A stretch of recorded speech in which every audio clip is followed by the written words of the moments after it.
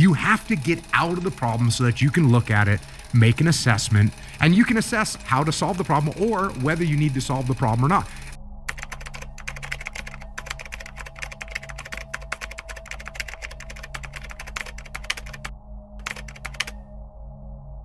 Have you ever noticed that some people glide through life as if it were a well-rehearsed play, free from the constant turbulence that makes the rest of us feel like we're trapped in a never-ending soap opera?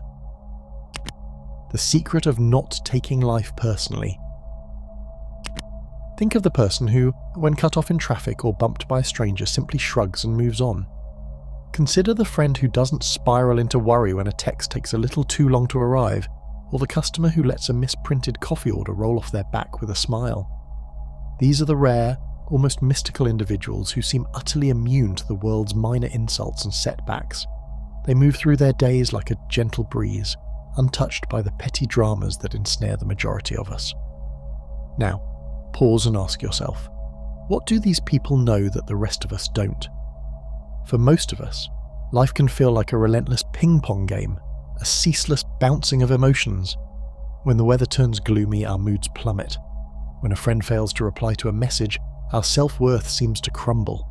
When someone gives us a sideways glance, we spend hours analysing every possible meaning behind it. In essence, many of us are like human pinballs, bouncing from one reaction to the next, entirely at the mercy of events both big and small. What separates the reactive from the untouchable isn't luck. It isn't some rare inborn gift, nor is it the fruit of becoming some Zen master secluded on a mountaintop. It is quite simply the decision to stop playing a game rigged by your own misinterpretations, a game where the outside world is seen as controlling every emotion you experience. In truth, our feelings are not dictated by events themselves, but by the meaning we attach to them. That one harsh comment from a stranger will only wound you if you allow its weight to settle in your heart. Imagine this simple scenario. You're driving along on a busy street when another driver cuts you off. In one version of this experience, you take it as a personal affront. Your day is ruined as you stew over the incident for hours. In another, you simply shrug it off, assuming that person might be dealing with their own inner turmoil. Two completely different experiences derived from one identical occurrence, with the only difference being the significance you choose to give it. This realization is revolutionary, because it means you hold the power over how life affects you. It's not the event that causes you pain, it's your interpretation of it. And once you grasp that, you begin to see that nothing external can truly hurt you unless you let it.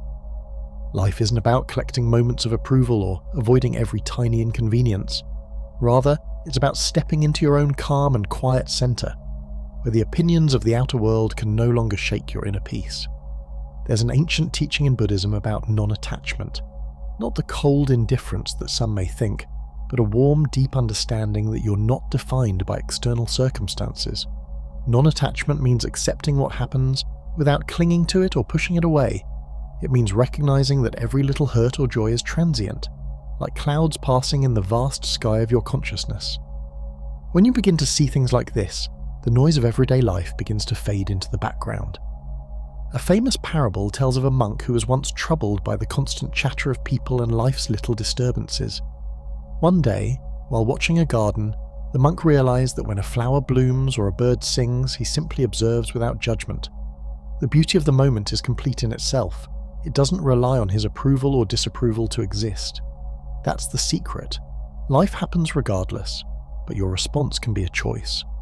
And when you stop reacting in fear or anger, you discover that your soul breathes easily. You become untouchable by the trivialities that used to weigh you down.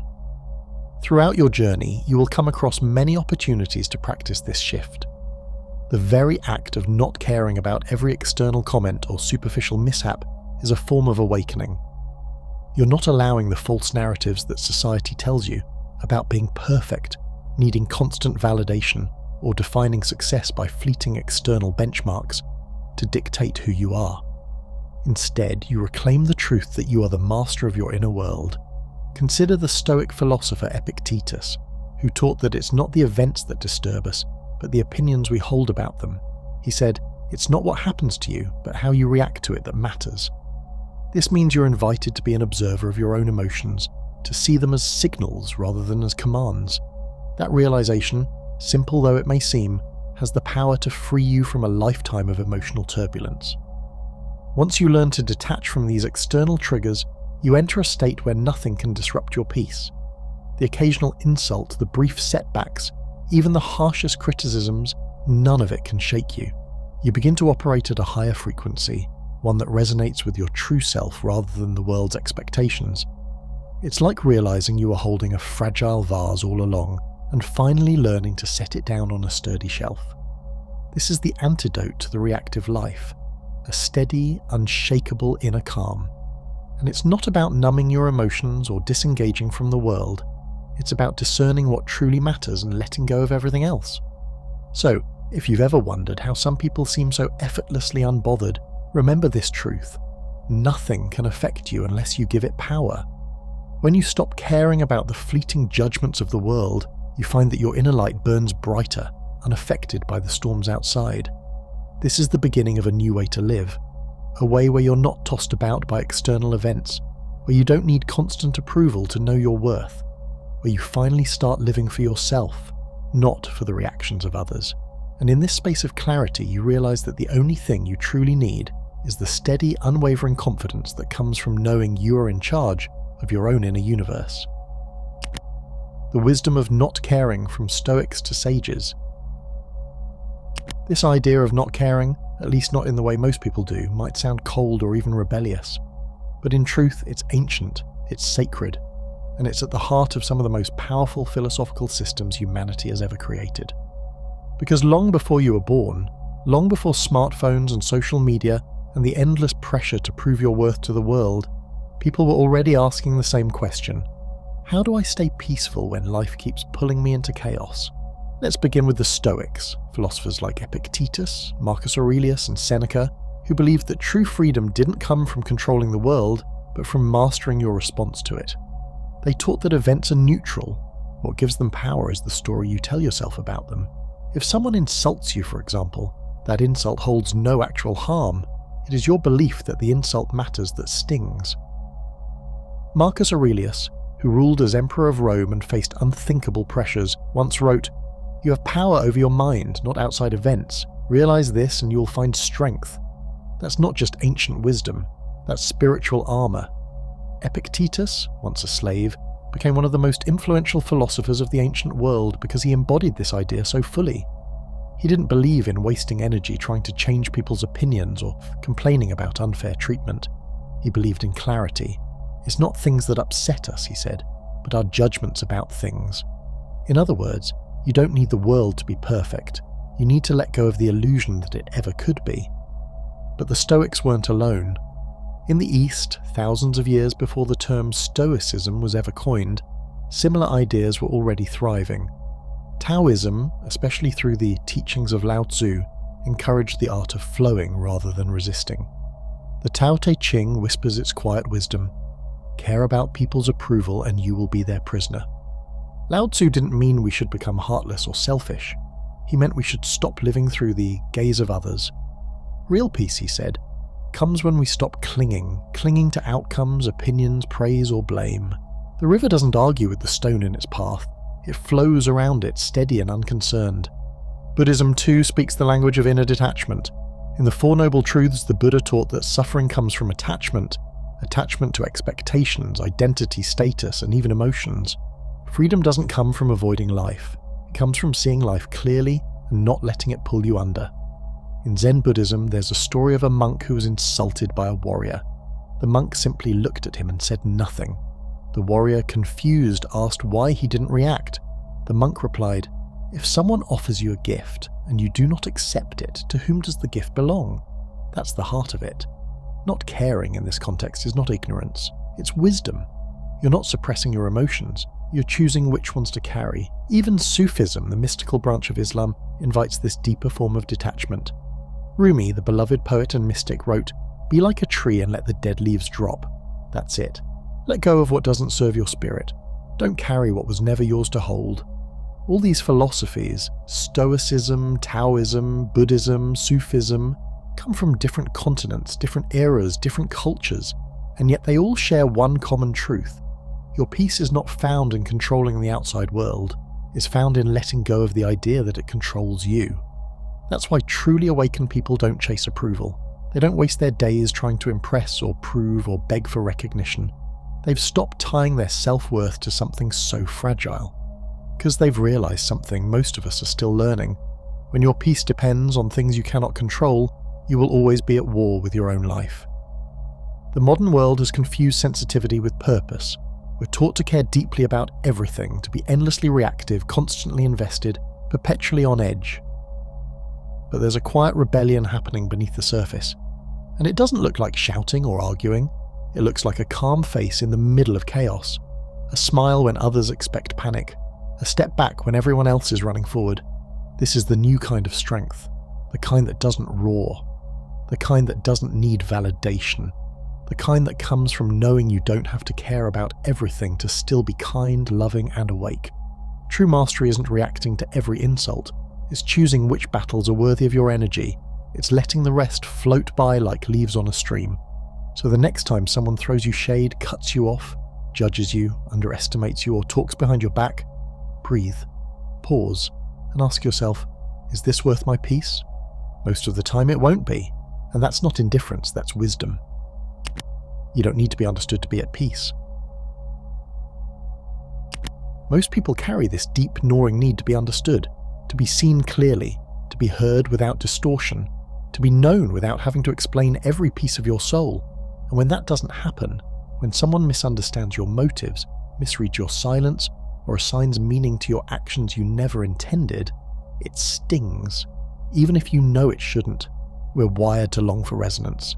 From childhood, we crave mirrored understanding, and yet, as we grow, something strange happens. The more we evolve, the less people seem to get us, especially if you walk a spiritual path, especially if you choose inner peace over proving a point, especially if you're beginning to see the world through a deeper lens. It starts to feel like you're speaking a different language, like everyone else is caught up in noise and you're whispering from the other side of it. Here's the truth most never say out loud. The more awake you become, the more misunderstood you may feel. And that's not a punishment. That's a sign you're stepping out of the script.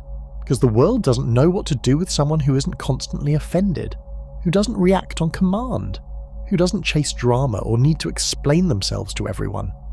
When you stop caring about small things, people start thinking you are the problem. Why are you so distant? Why don't you care? Why didn't you fight back? But in reality, it's not distance, it's depth, it's clarity. You've stopped playing the game of needing to be understood by everyone, because you finally understood yourself. This might sound lonely, but in truth it's liberation. It's one of the final thresholds of emotional freedom, and it's been taught for thousands of years. Lao Tzu said, "Those who understand others are clever. Those who understand themselves are enlightened." The Bhagavad Gita tells us, "One who is unattached to praise and criticism, who is silent and content within, who sees all beings as equal, is dear to me." In mystical Christianity, there's the story of Christ choosing silence before Pilate. No defense, no attempt to justify, not because he was weak, but because he was rooted in something no one in that court could touch. In ancient Sufi tradition, the goal was not to be known by the world, but by the divine. "They called me mad," said Rumi, "and I called them mad, and damn them, they outvoted me." That wasn't bitterness, it was clarity, and knowing that truth doesn't need a majority. So what if you stopped explaining yourself to people who have no interest in understanding? What if you stopped exhausting yourself trying to prove your worth, your goodness, your depth? What if you finally let go of that need, and in doing so, set yourself free? Because here's the strange paradox. The more you stop needing to be understood, the more you begin to feel truly known. You become your own mirror. You stop chasing connection that only reaches skin deep and begin honoring the quiet bond between your soul and the universe itself. You realize that some people were never meant to get you. Not in this life.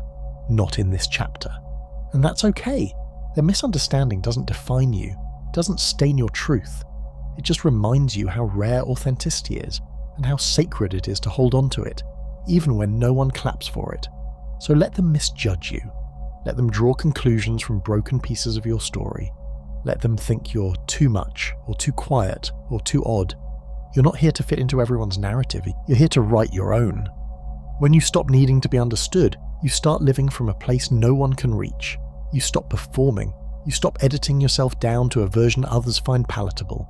You stop bending under the pressure of perception, and that is when the real transformation begins. You move from reaction to intention, from insecurity to presence, from survival to sovereignty. That is how you become untouchable.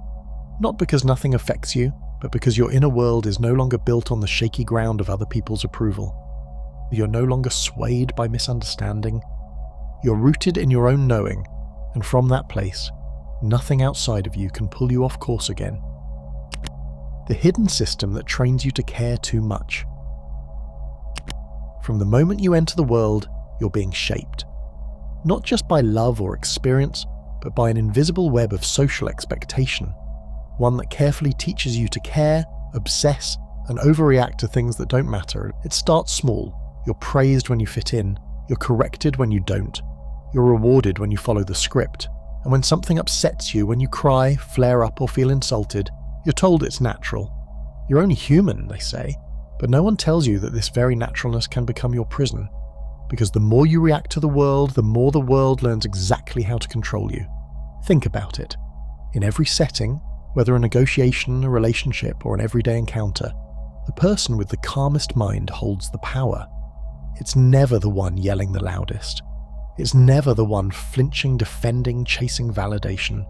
The power always belongs to the one who knows how not to respond until it's intentional. And society, whether it knows it or not, has built entire systems on the assumption that you won't ever learn that. The truth is, reactive people are predictable, and predictable people are easy to influence. Marketing is built on this. So are political strategies. So are toxic relationships.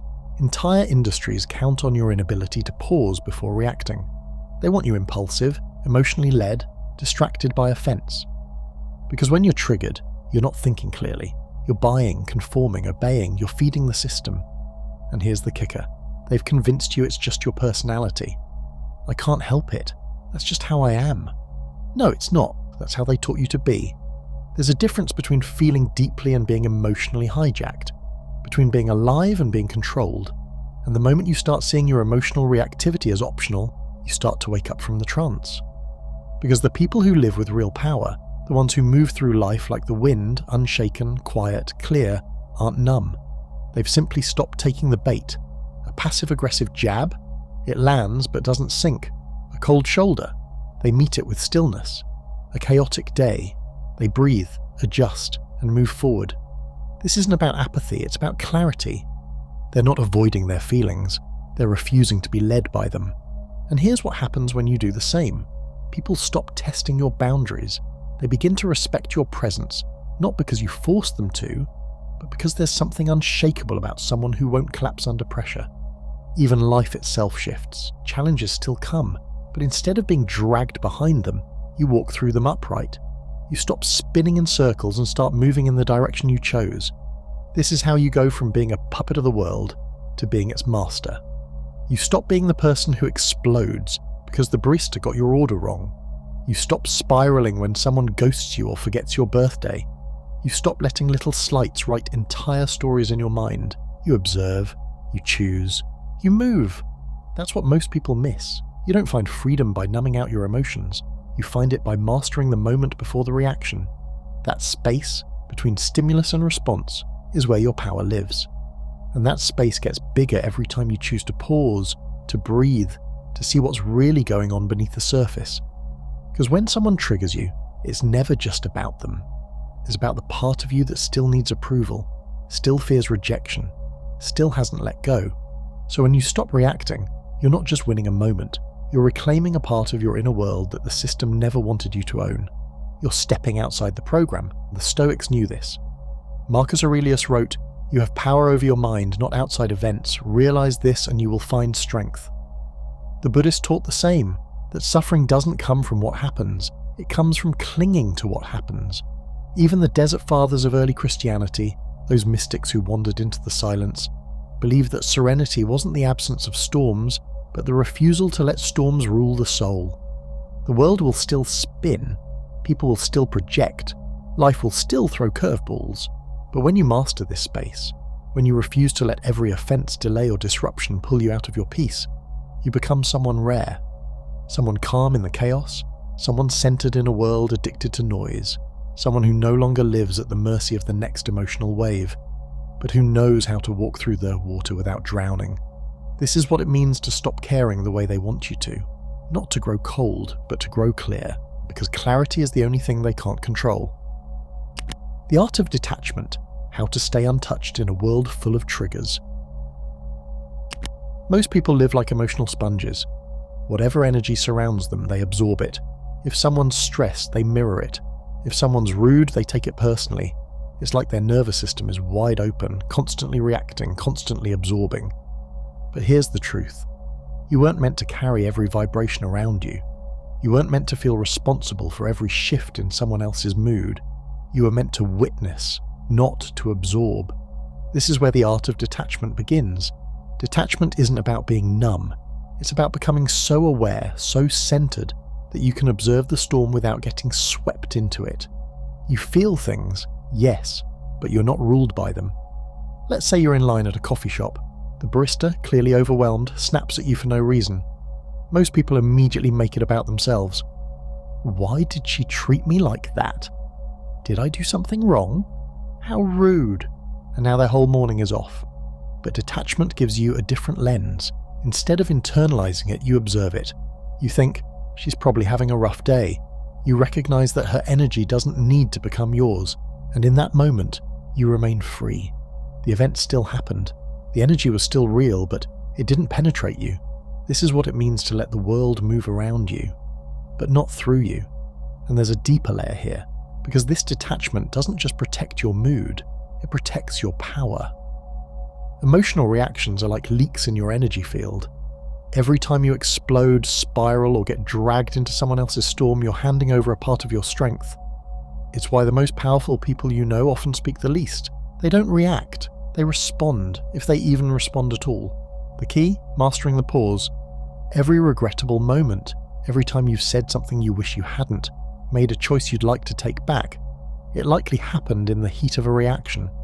Because emotional reactivity bypasses logic. It hijacks the brain. You go from trigger to chaos in seconds with no clarity in between. But there's a secret doorway hidden in that space between stimulus and response. Stillness. That pause, the moment before you say the thing, send the text, spiral in your thoughts, is everything. That tiny breath you take before reacting gives you access to your highest self. Instead of asking, how do I make this stop? Ask, is this worth my energy? Most of the time, it isn't. You don't need to correct that person online. You don't need to get the last word. You don't need to carry that insult home with you. The moment you stop reacting to everything, you become unpredictable. And that, in a world designed to provoke you, is a superpower. Detachment is not coldness, it's sacred restraint. It's self-respect. It's the quiet knowing that your peace matters more than their projection. But here's the twist. Society thrives on drama. That's why the next step in this art is starving it. Drama feeds off your attention. It grows where you place your focus. The more you engage in gossip, arguments, and pointless emotional loops, the more they drain you. Drama wants you to bite the bait. It wants your reaction. It needs it to survive. But when you stop feeding it, it dies. You begin to see the chaos for what it is. Noise. Echoes of wounded people looking for someone else to carry their pain. And you choose not to carry it. That's what makes the shift from reactive to sovereign. You don't deny what's happening. You just don't let it define you. You become an observer of energy, not a container for it. Spiritual masters across time have pointed to this path. In the Bhagavad Gita, Krishna tells Arjuna, be alike in pain and pleasure, be detached and do your duty. It doesn't mean feel nothing, it means act from clarity, not confusion. See the world, but don't be shaken by it. The Buddha taught it too, that liberation comes not from escaping life, but from no longer clinging to every emotion that rises and falls. Even in modern psychology, Viktor Frankl, a man who survived the unimaginable in a concentration camp, wrote that between stimulus and response, there is a space, and in that space lies your freedom. So ask yourself, who are you in the pause? Who are you when the trigger comes and you stay still? Who are you when the drama knocks and you don't open the door? That version of you, the calm, observing, quietly powerful one, that's your true self. The one not shaped by reaction. The one not bound by other people's projections. the one who doesn't get dragged into chaos just because the world wants to pull you in. Detach. Not because you don't feel, but because you finally understand. Not everything deserves your presence. In 1978, psychologists Philip Brickman, Dan Coates, and Ronnie Janoff-Bullman conducted a study that would shake the way we think about happiness and success. They set out to answer a simple but surprising question. Are people who win the lottery really happier than everyone else? They compared 3 groups: recent lottery winners, average people, and a group of people who had suffered life-changing accidents that left them paralysed. What they found shocked almost everyone. The lottery winners were not significantly happier than the average person, and in some cases, those who had experienced the accident, even with all the pain, reported feeling more appreciative of life. Why? Because once the initial emotion wore off, whether it was joy or grief, people returned to a baseline. Their mindset, their way of interpreting life, had far more impact than the actual events. This study revealed something powerful. It's not what happens to you that decides your happiness, it's how you process it. The outcome itself, $1 million or a tragedy, isn't the defining factor. The real transformation happens inside.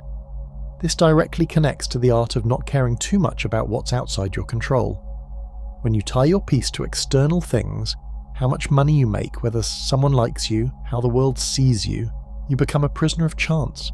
You're like a leaf in the wind, blown in every direction. But when you build your inner world strong enough to hold itself, regardless of the outcome, you start to access real freedom. And this is exactly what those mystic-minded leaders, philosophers, and spiritual teachers were always trying to tell us. You don't need to control the world. You just need to stop letting it control you. That's what the Brickman study showed us in cold, hard data. That your reactions, your baseline mindset, your story about the story is more powerful than the events themselves. And here's why this matters so much. You've been told your whole life to care more, work harder, try to fix everything, win the game, impress people, get the outcome. But science shows us that even when you do get it, the happiness doesn't last, because you didn't actually change you just rearranged the furniture on the outside. When you stop caring about the results and start caring about your state of being, your whole life starts to feel different. You're not rushing anymore. You're not reacting. You're not performing. You're showing up. Calm, grounded, free. And the world? It begins to respond to that. Just like the lottery study proved, the outside world won't save you, but your mindset, that can. And the more you let go, the more you rise. What happens when you just stop caring and start reprogramming your mind? Let's be honest. If you've spent your entire life reacting, caring too much about what others say, think, or expect, flipping a switch and suddenly not caring feels impossible. It's not just a habit, it's a whole identity. Your nervous system is trained to brace for judgment. Your mind rehearses future arguments before they even happen, and the silence of being misunderstood feels unbearable. But here's where everything changes. Not caring doesn't mean feeling nothing. It means feeling on your terms. It's not about cold detachment or pretending to be indifferent. It's about reclaiming your power from the hands of everything and everyone you've given it to. The first step? Train your mind like a muscle. You don't walk into a gym expecting to bench your body weight on day one. You build it. You teach the body something new until it forgets the old way. The same applies to your emotions.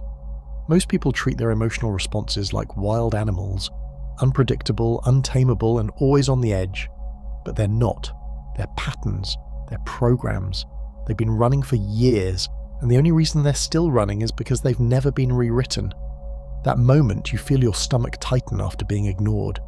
That spike of heat when someone cuts you off in traffic. The immediate urge to explain yourself the moment you're misunderstood. That's your programming in action. It's your brain saying, this is how we've always done it. But you're not your past reactions. You're the one who can change the code. There's something ancient in this idea. In tantric teachings, especially in the left-hand path traditions of India, the body and mind are seen not as obstacles to transcendence, but as tools. The yogi doesn't suppress desire or pain, they transmute it. The process is called kriya, action with awareness. You see the emotion, you breathe through it, you choose differently. Next time you feel triggered, don't suppress the feeling, witness it. Smile at the anger, pause before the panic, say nothing where the old you would have gone to war. At first your brain will rebel, it'll shout, react, fight back, say something. But keep going, keep overriding. You're not rejecting the emotion, you're redirecting its energy. And then, one day, something strange happens. You'll be in the same situation. Maybe someone disrespects you, maybe things go wrong, and you'll wait for the old wave to come. But it doesn't. It just doesn't. The panic doesn't rise, the defensiveness doesn't fire. It's like someone rewrote your insides with stillness. That's when you realize you're winning. Now, the second piece of this shift is where it gets deeper, controlling the story in your head. Every single thing you've ever reacted to came with a caption. You told yourself what it meant, and then you emotionally lived that meaning. If someone ignored your message, the mind whispered, they don't care about you. If a stranger looked at you the wrong way, the brain said, they're judging you. That story becomes reality. Not because it's true, but because you gave it power. And here's where it gets even more ancient. In Kabbalistic mysticism, there's a belief that the universe is made of letters, words, vibrations, meaning itself. What you name something, you shape. The same principle applies to your inner world. The words you use internally become the energy you live externally. So next time the world stirs you up, pause and ask, what story am I telling myself right now? Did they ignore you, or were they just overwhelmed? Did they mean to hurt you, or are you filling in blanks from your past? Challenge the narrative, speak a new one. Say, this has nothing to do with me. Say, I'm safe, I'm grounded, I don't have to give this weight. And suddenly the storm shrinks, the trigger fades, you've rewritten the moment. Some ancient traditions even go further. In Toltec wisdom, particularly in the teachings of Don Miguel Ruiz, the world is described as a dream, a collective illusion shaped by belief. The warrior of consciousness learns to change the dream by changing their inner agreements. One of the most powerful, don't take anything personally, because when you stop making everything about you, it stops owning you. That's what happens when you stop caring. Not that you shut off, but that you finally get to choose what's worth your energy. And most of what used to keep you up at night was never yours to carry in the first place. The most powerful people let go of the outcome, and that's why they win. We tend to think that control is power. If we can just control how people see us, how things go, how the future unfolds, we'll be safe. We'll win. But here's the truth, whispered through history, philosophy, and spiritual practice alike. The ones who changed the world weren't the ones who clung the hardest. They were the ones who let go, and strangely, by releasing control, they gained real control, because they stopped needing a specific outcome in order to stay rooted in their purpose. Take Marcus Aurelius, Roman emperor and Stoic philosopher. He ruled one of the most powerful empires in history, and yet, he reminded himself daily, you have power over your mind, not outside events. Realize this, and you will find strength. He knew that attachment to outcomes, victory, praise, reputation was a trap. The only thing he could truly master was his response. Not the world, just his place in it. And from that place of inner freedom, he ruled justly. Or look at Harriet Tubman. She had every reason to live in fear, every reason to think her efforts would fail. But she said, I never ran my train off the track, and I never lost a passenger. How? Because she didn't need to know how it would all work. She didn't wait for guarantees, she moved with courage, not because success was certain, but because freedom was more important than outcome. That made her unstoppable. Lao Tzu, the ancient Chinese sage and author of the Tao Te Ching, went even further. He wrote, by letting go it all gets done. The Tao or the way is never forced. It flows, it adapts, it moves like water. You don't grab life by the throat, you walk with it. The moment you stop needing control, you gain a different kind of power. Quiet, unshakable, timeless. Even Nelson Mandela, after 27 years in prison, emerged without bitterness. He didn't fight for revenge. He wasn't attached to being right. He chose healing, and because of that, he carried a presence that moved mountains. Letting go of outcomes doesn't mean you don't care. It means your purpose is deeper than any single result. It means you trust your part in the story, even if you can't control the ending. And here's the twist. When you stop obsessing over how things should go, you start showing up with a kind of calm that makes people listen. You stop chasing and start drawing things toward you. Decisions get easier. Your energy gets lighter. You stop leaking power into every fear, every imagined failure, every person who might not approve. You stop asking, what if I lose? And start asking, what am I here to embody no matter what? The mystics have always known this. In Sufi philosophy, there's a concept called tawakkul, complete trust in the divine after doing everything you can. You take the step, you speak the truth, you show up fully, and then you release the rest. That's what allows miracles to flow. So if you're tired of being ruled by what people think or how things go or whether your worth is tied to what you achieve, maybe the final act is this. Don't care how it ends, care how you show up. When you walk that path, unattached, focused, awake, you become the rarest kind of person, unshakable. Not because nothing can touch you, but because nothing owns you. That's where freedom lives. That's where power begins. That's where the world stops affecting you and you start affecting the world. I hope you enjoyed the video. If you did, don't forget to subscribe to the channel. Thanks for watching.